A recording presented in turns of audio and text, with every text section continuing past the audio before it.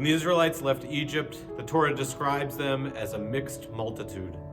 This diverse group of families, women and children, grandparents, even non-Israelites, faced a difficult question. How do we create a sense of community in the wilderness among people who have different perspectives on life? The answer was a tent that held the Torah and embodied the sacred presence of God.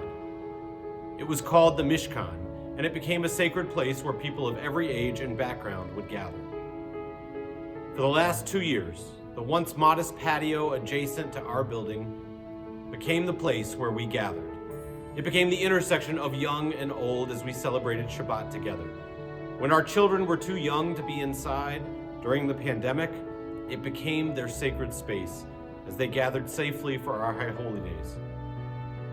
And now, thanks to the vision and generosity of Sue and Greg McMains, what was once just a modest patio will become our Mishkan, our sacred place under the stars for every generation of our congregation to gather and celebrate the people they love with the community that loves them. My parents, Donald and Estelle Kaufman, were members of Temple Israel for over 60 years. We were blessed to have 4 generations here in Akron. With their passing last year, we wanted to honor them by building upon their legacy.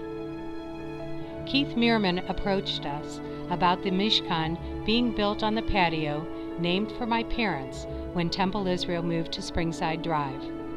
This was the perfect opportunity. With the help of a wonderful committee, we envision the Mishkan being utilized for many generations to come. The Mishkan will be our most versatile, sacred space. It will be home to a chuppah when your child walks down the aisle, and it will become the place our youth gather to have s'mores at a summer Shabbat oneg. Our families will gather for the most formal of the holidays at Rosh Hashanah and Yom Kippur, and they will come back just a few days later when it becomes our sukkah, our casual gathering space to eat and share in stories.